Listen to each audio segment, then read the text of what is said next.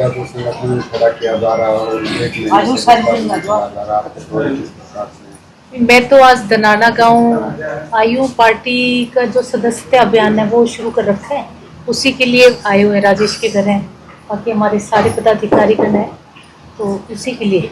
क्या लगता है किस प्रकार से लोग जुड़ रहे हैं? अब एक बार जो है सरकार से अलग होने के बाद जो है लोग बिखर गए थे। देखो, इलेक्शनों में तो मतलब मैं कहूँगी घोर विरोध था जननायक जनता पार्टी का हमारा, पर अब लोगों ने मतलब अब ठंडे मन से शायद लोगों ने सोचा होगा, तो वापिस जो लोग हमें छोड़ के गए थे वो ही सारे लोग धीरे धीरे धीरे जननायक जनता पार्टी के साथ दोबारा जुड़ रहे हैं। कोई टेलीफोन कर रहा है, कोई वैसे, और दिग्विजय ने भी यूथ की तरफ से अभियान चलाया हुआ है।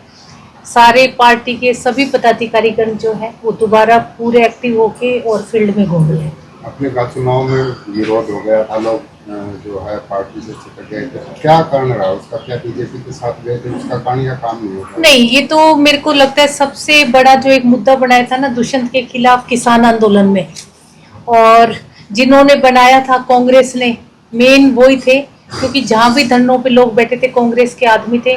हमने खुद ने विरोध देखा है, मैंने लोकसभा के इलेक्शन में वही लोग सारे के सारे कट्टर कांग्रेसी थे, पर जिन्होंने विरोध किया शायद उनको भी नहीं पता था कि लोग तुम्हें भी राज में नहीं आने देंगे। माहौल था कि कांग्रेस आएगी, बावजूद उसके कांग्रेस में, इसके पीछे क्या कारण मानते हैं?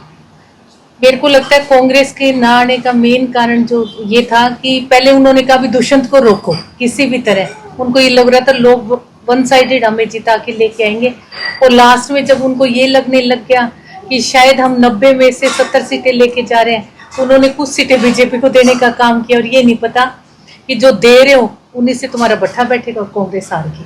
हरियाणा सरकार है, तीसरी बार बीजेपी की सरकार बनी है, तो क्या मानते जो वादे करते दावे करते पूरे हो पाते हैं? दावे तो क्या पूरे कर रहे हैं? आप ये सोचो कि जितने भी कौशल रोजगार में बच्चे लगे थे, सारे के सारे बच्चे जो हैं वो हटा दिए, वापिस वही बेरोजगारी चरम सीमा पर है। आप ये देख लो ना कि आजकल हर रोज एक हत्या हो रही है, आए दिन ठेकेदारों को मारा जा रहा है, आए दिन महिलाओं को मारा जा रहा है, महिलाओं की इज्जत लूटी जा रही है। तो प्रदेश जो है वो असुरक्षित हो चुका है, और मुख्यमंत्री जो है वो इस तरफ ध्यान ही नहीं दे रहे कि प्रदेश किस तरफ जा रहा है। एचयू ही ले लो आप, बच्चों पे कितना लाठीचार्ज हुआ है, आज सारे बच्चे धरने पे बैठे हैं, पर मुझे लगता है कहीं कोई सुनवाई नहीं हो रही कहीं भी। महिलाओं के लिए 2100 का वादा किया था, क्या आप महिलाओं के बीच में जाती हैं तो बीजेपी सरकार महिलाओं में कैसा रोष उसको लेकर दिखाई देता? क्या उम्मीद है कि 2100 बीजेपी देगी? देखो, बीजेपी ने सबसे बड़ा वादा जो था बीजेपी को, वो महिलाओं की सुरक्षा को लेकर था। आज इतनी सारी महिलाएं यहाँ खड़ी हैं, आप किसी से भी महिला से ये पूछ लो कि आप गेट के बाहर जब निकलते हो तो क्या आप सुरक्षित हो? आए दिन गलियों में जहाँ 20-20 लोग खड़े, उनके सामने भी लोग मतलब महिलाओं के कहीं पर्स छीने जा रहे हैं, कहीं चेन, मर्डर हो रहे हैं सरेआम।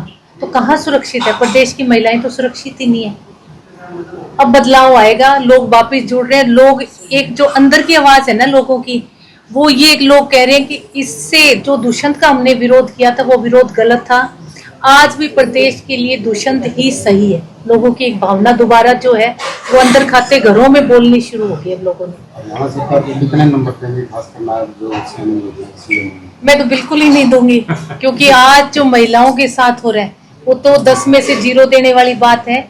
जो युवा छात्रों के साथ हो रहा है वो 10 में से 0 देने वाली बात है। किसानों के साथ क्या आ रहा है, व्यापारियों के साथ क्या हो रहा है। तो सरकार को तो देखो लोगों ने बना दिया, और मुझे ये लगता है कि जहां जहां टोल पर धरना था वहां सारे बीजेपी जीती है। तो ये भी धरने चलाना भी शायद एक बीजेपी के अंदर खाते जो है वो बहुत बड़ी चाल है लोगों के साथ।